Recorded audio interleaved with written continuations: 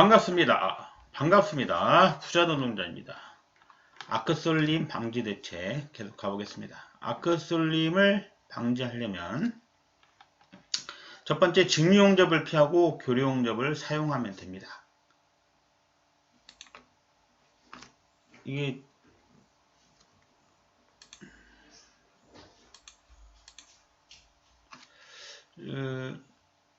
이제 이렇게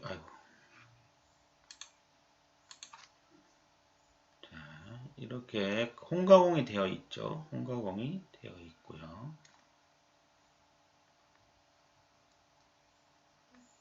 모재가 이렇게 있는데요. 아크가 이렇게 원래 이쪽을 용접하고 싶은데 이렇게 이렇게 휘잖아요. 이렇게 휘는 이렇게 휘잖아요. 그러면 직류용접기라는 것은 직류용접은 예를 들어서 모재를 플러스에 가놓고 용접봉을 마이너스에 했다. 이런 거 뭐라 불러요? 이거 직류전극성이라 하잖아요. 직류전극성이면은 얘는 계속 플러스이고요. 얘는 계속 마이너스가 되죠. 계속 같은 힘이 같은 전류가 흐르기 때문에 같은 힘이 자기장이 생기기 때문에 한쪽으로 계속 휘게 되겠죠. 그러잖아요. 계속 휘어요. 근데 교류라는 건 어때요? 교류라는 거는 얘가 한 번은 플러스가 됐다가, 그죠? 모재가 한 번 플러스 됐다가 또 용접봉이 또 홀더 쪽이 플러스 됐다가 왔다 갔다 하잖아요. 그리고 이게 한쪽으로 계속 힘이 받는 게 아니에요. 한쪽으로 전류가 흐르지 않기 때문에 자기장이 변해버리죠. 그래서 잘 안 쏠리는 거예요. 왔다 갔다 하니까 일률적으로 쉴 수가 없는 거죠. 그래서 교류용접기를 쓰시면 아크가 덜 힙니다. 자, 그 다음에 접집점이라는 게 뭐예요? 자, 접집점이라는 거는 용접기가 이렇게 있잖아요. 자, 용접기가 이렇게 있어요. 그러면 전원이 들어오잖아요. 전원이 들어오고 예를 들어 우리가 직류 전극성을 한다. 직류 역극성을 한다. 그럼 직류라고 하면은요. 자, 플러스를 모재에다가 이렇게 연결을 하죠. 우리가 이만한 철판을 엄청나게 큰 철판을 이렇게 큰 거를 용접한다고 가정해봐요. 지금 내가 이렇게 엄청 커요. 지금 이렇게 용접을 하고 여기 지금 여기 용접할 거예요. 그러면 이게 홀더를 이렇게 끌고 와가지고 여기서 이런 식으로 용접을 하게 되겠죠. 이런 식으로 용접하면 얘를 굳이 끌고 와서 여기서 이렇게 접지 클램프를 이렇게 물리지 말고 이렇게 하지 말고요. 그냥 간단하게 여기다 이렇게 물리면 되잖아요. 여기다 최대한 멀리 물리면 되잖아요. 이렇게 하라는 거예요. 또 조작 업무 뭐 있어요? 이거 현장에 샵장 같은 데 가시면 이렇게 레일 같은 걸 깔잖아요. 철도 레일 같은 거를 깔아가지고요. 철도 레일 같은 거 깔은 다음에 이 레일에다가 접지를 하고요. 이렇게 접지를 하고 얘를 레일에 올려놓으면 얘가 둘이 통전되니까 이렇게 해도 되잖아요. 좀 이렇게 하는 경우도 있고 또 엄청나게 큰 구조물인 경우 이거 필요 없겠죠. 그냥 엄청나게 큰 구조물인 경우는 그냥 구조물에다가 이렇게 접지해 놓고 저 꼭대기 호층 올라가서 뭐 한 15층 올라가서 그쪽 용접한다 그럴 때는 상관없겠죠. 네. 실제로 그렇습니다. 그래서 이제 대조 제품 그러니까 뭐 엄청 큰 거 그런 거 용접할 때는요. 막 이게 아파트 한 채 막 보다 높은 경우가 더 많거든요. 엘리베이터 타고 올라가는 경우가 많아요. 막 예를 들어서 이렇게 뭐 이런 구조물을 만든다고 해요. 그러면은 용접기를 어디다 놔요? 용접기를 땅바닥에 놓는 경우도 있고요. 용접기를 여기 옥상에다가 이렇게 설치해요. 용접기를 설치해서 여기다가 여기 뭐 빔이 막 흘러가겠죠? 그럼 용접기를 여기 빔에다가 이렇게 접지하고요. 이렇게 홀더를 쭉 내려서 사람이 여기서 이렇게 용접하는 거죠. 이런 식으로 여기서 용접하는 거예요. 이런 식으로 해요. 멀잖아요. 이렇게 그죠? 이렇게 머니까 이런 경우는 아크솔림이 잘 안 생기겠죠? 네.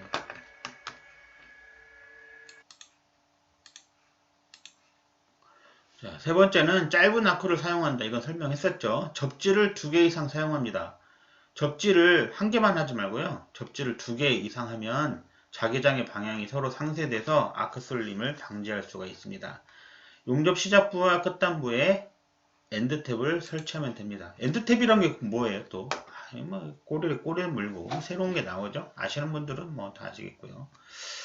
현장에서 예를 들어서 이런 철판, 엄청나게 큰 철판이 있어요. 여기까지 막 엄청 커요. 이런 거 이렇게 용접을 할 때요. 철판을 이렇게 오려 붙인다 했잖아요. 이렇게 이런 식으로 하고 쓰다 남은 거 있으면 또 이렇게 용접 붙이고요. 다 써먹어야 될 거 아니에요. 그렇죠? 근데 현장 가면 이렇게 반듯반듯한 것보다는 막 이런 게 많아요. 이렇게 쓰다가 남은 거 이렇게 했다고 봐요. 자, 그러면 얘하고 가접을 하죠. 가용접을 해요. 이렇게 가용접을 이렇게 가용접을 할 거 아니에요. 자, 이렇게 가용접을 막 합니다. 누가 해요? 뭐 재관사들이 하죠. 용접사들이 이거를 가용접을 주로 하지 않고요. 현장에는 가용접을 하시는 분들이 따로 있고요. 작은 현장에서는 용접사가 해주는 경우도 있고 그래요. 저는 뭐 처음 용접 할 때는 작은 현장이 있어가지고 제가 가접도 하고 제가 용접도 하고 그랬고요. 나중에는 이제 큰 데가 점점 큰 데로 가게 되잖아요. 작은 현장에서 큰 현장 옮기다 보니까 그런 곳에서는 가용접이 되어 있었어요. 어쨌든 이제 요 부분 말이에요. 이게 시작 부분하고 막 여기서 용접을 해서 쭉 이렇게 갈 거예요. 그러면 여기 끝나는 부분, 이런 부분 말이에요. 이거 틱으로 하는 경우도 있고 CO2로 하는 경우도 있고요. 용접할 때 뭐 여러 가지 용접법이 있겠죠. 요새는 이렇게 큰 철판이면 그런 용접 안 하죠. SAW나 이런 걸로 하죠. SAW 서브머리 나크 용접 이런 걸로 용접을 해요. 이런 거 다 배울 거예요. 나중에 언니가 배우겠죠. 어쨌든 여기 시작할 때요. 요 부분만 하고 시작부나 끝에 부분을 말하는 거예요. 자, 시작부나 끝에 부분을 한번 보면은요. 자, 우리가 이제 이런 철판하고 이런 철판이 있어요. 두 철판을 우리가 붙이려고 해요. 우리가 이제 플럭스 코어드 아크 용접 시험을 보잖아요. 기능사도 이제 이산화탄소 가스 아크 용접 기능사 이거 하실 때는 이렇게 시험을 봐요. 실제로 이렇게 이 판하고 이 판을 붙이는데 가용접을 하려고 보니까 이게 하는 건 좋은데 이게 튼튼하지도 않고요. 하면서 휘기도 하고 또 시작부나 끝부분에서 항상 이게 뭔가 이 용접이 깔끔하게 안 되는 거예요. 왜냐면 아크도 휘고 처음에 아크가 안정이 안 돼서 뭔가 불량도 많이 나고 막 그래요. 실제로 해보시면. 그래서 어떻게 하냐 여기에다가 요렇게 생긴 구조물을 하나 대는 거예요. 철판같이 생긴 거를 같은 재질이어야 돼요. 엔드탭은 모재하고 같은 재질로 주로 해요. 그래야 용접이 될 거 아니에요. 자, 이렇게 이런 식으로 엔드탭이라는 걸 이걸 만들어요. 이렇게 생긴 구조물을 만들어요. 자, 그러면 이걸 엔드탭이라고 하는데 엔드탭이라고 하는데요. 엔드탭은 이 모재하고 같은 재질로 해야 되고요. 그 다음에 홈 여기 루트 간격에서 개선이 이렇게 될 거 아니에요. 이렇게 이런 식으로 되잖아요. 여기서까지 루트 간격이잖아요. 그럼 요 개선에 맞게 개선면 처음 시작 부분하고 얘도 비슷하게 이렇게 해줘야 용접이 쭉 될 거 아니에요. 그럼 용접을 처음에 시작하면은 아크가 안정이 안 되니까 이 부분에서 결함이 굉장히 많이 들어가요. 해보시면은 항상 용접이 이어지는 부분에서 RT를 찍으면은 용접이 이어지는 부분에서 결함이 많이 발생해요. 용접을 하는 중에는 잘 발생하지 않는데 거의 아니 물론 실력이 있는 용접사일 경우에요. 근데 시작부하고 꼭 끝나는 부분에서 항상 용접해보면은 그 부분에서 결함이 많이 들어가요. 아크가 안정이 안 되고 아크가 쏠리고 막 또 난리 브루스가 납니다. 그래서 아크가 처음 안정이 될 때까지 조금 용접이 진행이 돼서 모재도 열 받고 이렇게 모두가 안정이 될 때까지는 약간의 시간이 필요합니다. 물론 이제 기능이 뛰어나신 용접사들은 그런 거 관계없이 잘 할 수 있죠. 그런데 보통 그렇습니다. 그래서 용접이 시작하기 전에 아크가 안정되기 이만큼 여기서 용접을 시작하면은 이렇게 쭉 용접이 진행되잖아요. 처음에는 난리 부르스가 나더라도 가다 보면 안정이 되면서 이쯤 되면은 용접이 잘 되겠죠? 쭉 용접을 했다고 가정해봐요. 그러면 어떻게 하면 돼요? 용접이 끝나고 나면 여기 부분을 잘라내버려요. 이렇게 잘라내버려요. 엔드탭은 이제 가접을 하죠. 이렇게 여기다 가접을 이렇게 모재하고 가접을 해서 하지만 여기가 용접이 완전히 여기 이 부분요. 이 부분은 이제 용접이 완전히 된 부분이잖아요. 된 부분이니까 이거를 그냥 잘라내면 되는 거예요. 잘라내면 깔끔합니다. 이렇게 용접할 때 양쪽 끝에 되는 거를 엔드탭이라고 해요. 엔드탭은 모재와 같은 재질로 해야 되고요. 모든 조건이 비슷해야 됩니다. 자, 이렇게 하는 거를 엔드탭이라고 그래요. 엔드탭을 대시면은 아크슬림을 방지할 수가 있습니다. 그 다음에 용접부의 끝을 아크가 휘는 반대 방향으로 기울이시면 되겠습니다. 이게 또 무슨 말이냐? 자, 이렇게 모재가 있는데요. 모재가 있어요. 근데 아크가 막 쏠려요. 실제 용접하다 보면 그런 경우가 가끔 생겨요. 나도 모르게. 자, 이렇게 있으면 얘가 이렇게 아크가 쏠려요. 그러면 얘를 어떻게 하느냐? 용접봉을 약간 이렇게 아까 휘는 반대 방향으로 이렇게 하면 어떻게 되겠어요? 이렇게 내려올 거 아니에요. 이렇게. 그러면서 내가 원하는 방향 가겠죠? 그래서 아크 쏠림 방지하는 대책 중에 하나는 아크가 휘는 반대 방향으로 기울이시면 되겠습니다. 자, 이번 시간은 각장과 각목에 대해서 한번 배워보도록 하겠습니다. 용어에 대해 배우는 거죠. 각장과 각목. 용접하고 보면 이런 일이 많이 나와요. 이게 주로 어디서 나오는 말이에요? 네, 이게 주로 필렛 용접에서 많이 나오는 단어죠. 필렛 용접은 뭐예요? 이렇게 90도가 되어 있는 거. 뭐든지 이렇게 90도 이렇게 직각이 거의 되어 있는 이런 거. 이런 상태에서 이쪽 부분을 용접하는 거. 90도가 아니어도 상관은 없죠. 90도가 정확히 맞을 수도 없지만 주로 90도죠. 이쪽 부분을 용접해서 얘하고 용접하는 거를 필렛 용접이라고 합니다. 또 같이 이쪽도 용접할 수 있겠죠? 네, 이렇게 용접하는 거 이런 거를 주로 필렛 용접이라고 해요. 또 이렇게 해서 십자로 용접할 수도 있겠죠? 네, 이거 십자 이음이긴 하지만 이것도 필렛 용접이죠. 요 부분만 보면 필렛 용접이죠. 이렇게 하는 거를 필렛 용접이라 합니다. 자, 필렛 용접을 하는데요. 필렛 용접에 대해서는 또 자세한 것은 나중에 하기로 하고요. 오늘은 용어에 대해서만 좀 배워보도록 하겠습니다. 자, 이렇게 얘하고 얘를 용접해요. 이렇게 용접을 하는데요. 여기서부터 여기까지를 우리가 각장이라고 불러요. 각장이 필렛, 웰드, 레그라고 그래가지고요. 다리 길이라고 돼요. 다리 길이. 영어가 좀 복잡하죠?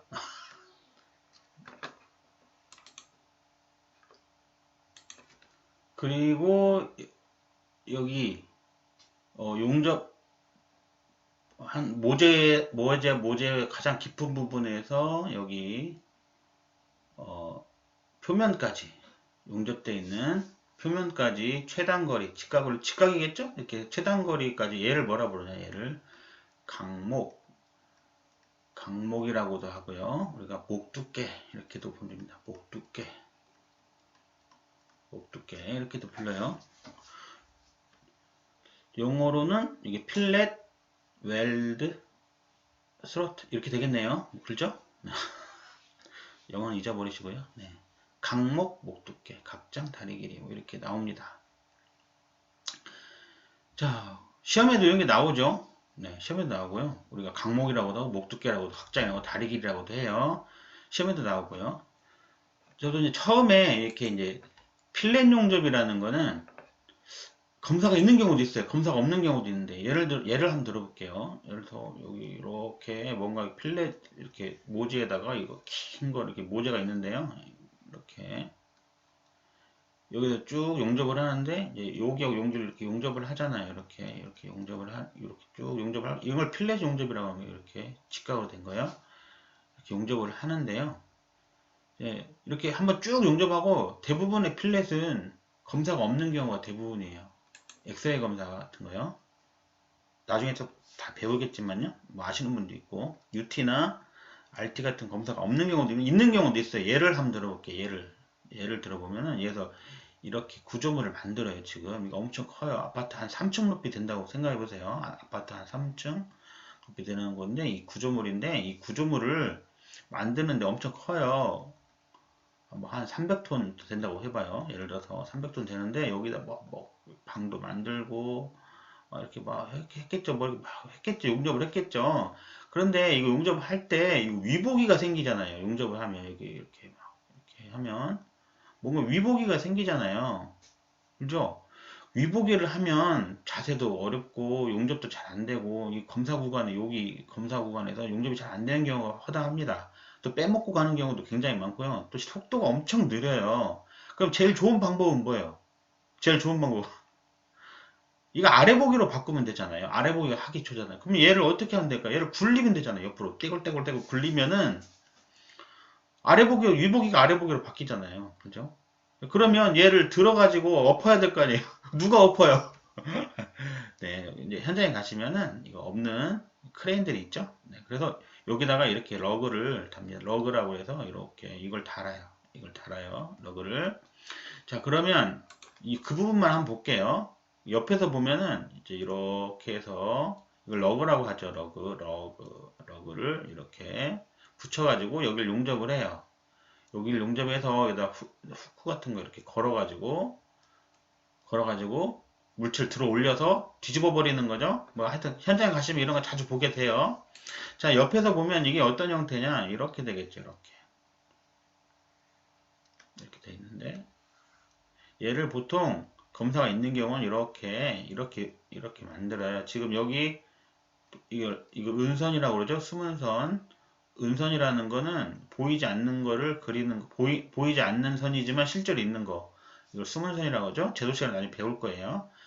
자, 이렇게 해서 보통 용접을 합니다. 그러면 이제 만약에 제가 이걸 알트를 찍는다 그러면 여기 이 부분을 일단 틱으로 한 두세 차례, 그러니까 두 패스, 세 패스 정도 틱으로 이쪽을 용접을 쭉 합니다. 이렇게 쭉 용접을 하고요. 쭉 한 패스, 두 패스 하고 나머지는 뭐 CO2로 한다든지 이렇게 해서 비드 쌓기를 하는 거죠. 이렇게 비드 쌓기를 합니다. 이렇게 비드 쌓기를 다층 용접이라고 그러죠. 다층 용접을 하게 되는 거죠. 이런 식으로 이렇게 다층 용접을 하게 됩니다. 자, 그 다음에 이쪽은 아크에어 가우징이라는 게 있어요. 나중에 또 다 배우시는데요. 여기 가우징을 파요. 가우징을 파고 이만큼 전부 다 그라인더로 싹 깨끗하게 없애고 여기 다시 틱으로 이만큼 용접을 먼저 한 다음에 CO2나 이런 걸로 이렇게 다층 용접을 아크로 해도 되고요. 틱은 속도가 느리잖아요. 그러니까 아크나 CO2를 이용해서 아크가 좀 더 짱짱하죠. 이렇게 해서 엑스레이를 찍게 됩니다. 이렇게 하는 것도 필렛 용접이죠. 자, 이렇게 하는 거는 필렛 용접이에요. 자, 그러면 자, 각장 항목 이렇게 있으면은요. 자, 여기 각장이라고 그랬죠. 여기서까지 각장, 여기서까지 각장, 여기서까지는요. 각목이라 한다 그랬죠. 아니, 여기서 여기까지도 뭐예요? 각장이잖아요. 왜 각장이에요? 이거 45도니까요. 45도로 용접해야 되니까 얘하고 얘가 길이가 같잖아요. 각장이라고 그래요. 여기서까지는 각목이라고 한다 그랬죠. 여기서까지 최단거리 직각으로 내리는 여기를 각목이다 이렇게 부르는 거죠. 네. 여기까지 이해하셨죠? 자, 그러면 우리가 용접을 할 때요. 이제 이렇게 용접을 하러 가면은 누군가가 나한테 용접을 어떻게 해달라고 지시하는 거나 부탁하는 사람이 있을 거 아니에요. 그죠? 그 사람이 뭐라고 부르냐면 이 필렛 용접을 하는데 그게 뭐 검사가 있을 수도 있고 검사가 없을 수도 있는데요. 이거 용접할 때 각장 얼마, 각목 얼마를 지켜주세요. 이렇게 말하는 경우가 있어요. 있겠죠, 당연히.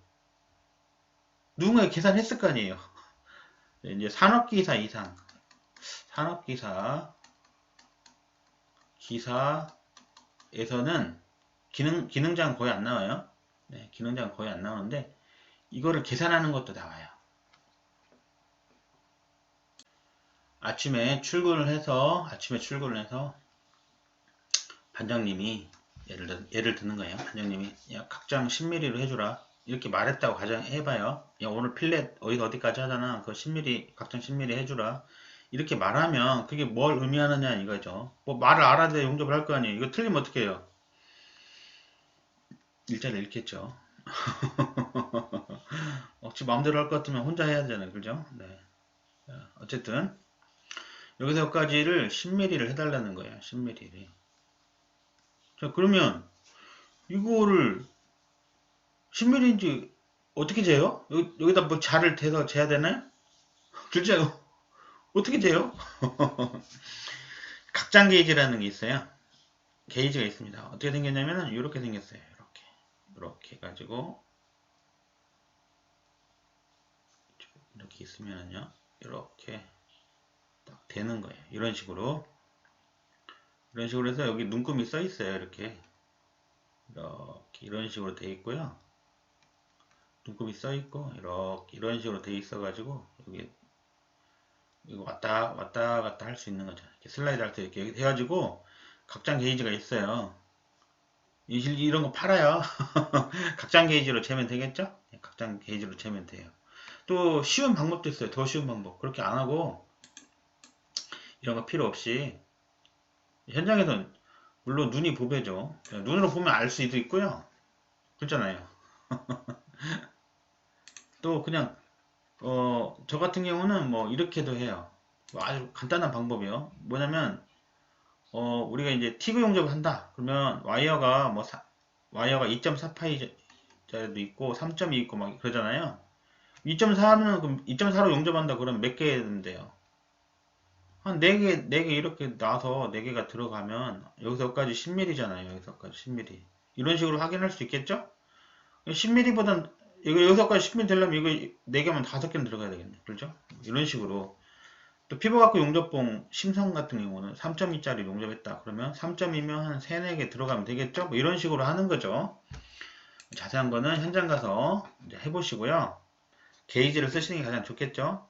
또 이런 경우도 있어요. 작업 지시할 때 물론 여러분이 반장님이라고 가정해봐요. 그러면 이제 신참 용접사들이 왔어요. 아니면 뭐 이제 작업 지시를 해야 돼요. 그러면 보통 필렛 용접 하다 보면 다들 빨리 하고 지나가려고 하는 경우가 있거든요. 그러면 어떻게 되냐면 이렇게 돼요. 이런 식으로 원래는 어떻게 해야 돼요? 이렇게 돼야 되는데 이런 식으로 안에 배가 홀쭉하게 이렇게 되는 거죠. 이렇게 그러면 이게 튼튼할까요? 아니죠.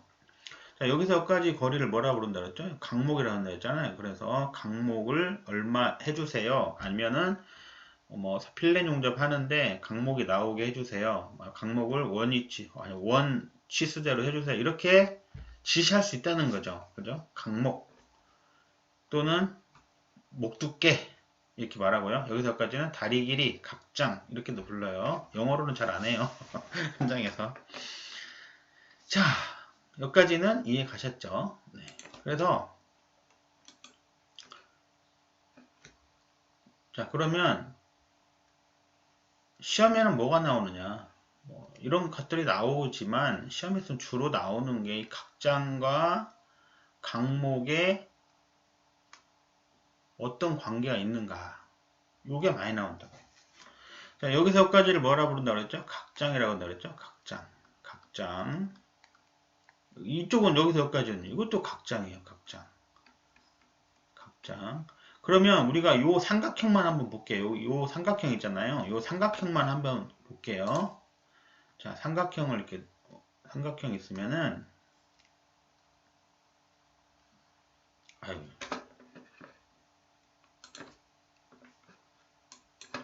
자, 삼각형만 보겠습니다. 미끄러졌나? 이렇게 반듯하게가 안 되네요. 자, 이렇게. 자, 그럼 여기 90도잖아요. 90도. 여기서 여기까지는 45도. 그죠? 여기도 45도가 되겠죠? 이걸 뭐라 불러요? 이등변 삼각형인데, 그죠? 여기 같잖아요. 여기 같은 거. 이걸 이등변 삼각형이라고 하죠. 자, 이걸 뭐라 불러요? 여기서까지는 각장이라고 하죠. 각장. 여기도 각장이에요. 각장. 예, 각장. 여기서까지 거리가 각장이 되겠습니다. 자, 그러면 각목은 어떻게 해요? 각목은 여기 꼭지점에서 여기까지 최단거리겠죠? 최단거리를 구하면 어떻게 돼요? 여기도 또 직각이 되겠죠? 직각이 돼요. 그러면 여기가 90도니까 여기는 90도를 반절로 나눴잖아요. 이게 요 길이하고 요 길이도 같은 거죠. 자, 이것도 자, 그러면 여긴 몇 도? 여기는 45도잖아요. 왜냐면 90도를 반절로 나눴으니까 이게 45도가 되죠? 45도, 45도니까 얘는 뭐예요? 얘도 이렇게 하겠네. 얘도 이등변 삼각형인 거죠. 얘도. 그죠? 얘하고 얘도 이등변 삼각형이 되는 거예요. 자, 그럼 얘는 각장이라고 그랬어요. 여기는 뭐라 불러요? 각목이죠. 각목. 자, 이제 여기서부터는 삼각함수가 들어가죠? 삼각함수. 코사인 45도. 코사인 45도라는 게 뭐예요? 코사인 45도. 자, 삼각함수에서 코사인 45도라는 거는 여기가 A고 여기가 B라면 요 빗변분의 여기 이렇게 코자처럼 이렇게 생겼죠? 이거 세타라고 하면 이거 세타라고 바꿀게요. 코사인 세타는 코사인 세타라는 것은 A분의 B가 돼요. 벌써 머리가 막 지끈지끈하죠? 네, 이거는 삼각함수를 중학교 때 배우던가요? 고등학교 때 배우던가? 배우잖아요. 중학교 때 배우는 것 같다. 코사인 세타라는 건 A분의 B입니다. 그러면 여기서 코사인 45도라는 건 어떻게 돼요? 여기 각장분의 각목이 되겠죠? 빗변. 이게 90도잖아요. 여기 90도 하면 빗변 각장분의 각목이 코사인 45도가 되는 겁니다. 자, 머리가 아프신가요? 자, 머리가 아프시더라도 좀 참으세요. 이게 중요한 건 아니에요. 알고만 있으면 돼요. 듣고 그런갑다. 이 정도만 하면 돼요. 네. 자, 어쨌든 코사인 45도라는 것은 각장분의 각목입니다. 여기 각장분의 각목이 코사인 45도예요. 자, 그러면 양쪽에 각장을 곱해줘 보세요. 각장을 양쪽 변에 곱해줘요. 그러면 각장 곱하기 코사인 45도는 각목이 되겠죠? 왜 그래요? 얘랑 이렇게 없어지니까요. 자, 그럼 코사인 45도는 어떻게 돼요? 코사인 45도는 2분의 루트 2입니다. 코사인 45도가 왜 2분의 2 루트인지 궁금하신가요? 혹시? 네, 그럼 설명해 드려야죠.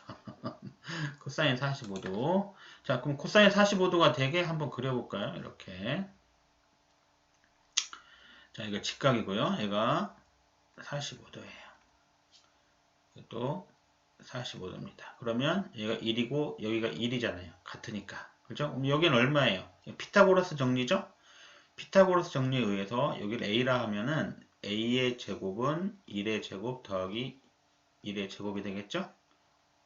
얘 제곱한 것은 얘 제곱한 거고 얘 제곱 같다. 이게 피타고라스 정리잖아요. 양쪽에 루트를 씌워보세요. 그러면 루트를 이렇게 씌우면요. A가 되죠? 바로 빠져나와서 A가 되고요. 이거는 루트 2가 됩니다. 그러니까 여기가 1일 때 여기는 얼마예요? 루트 2잖아요. 그죠? 자, 그러면 코사인 45도는 얼마예요? 코사인 45도는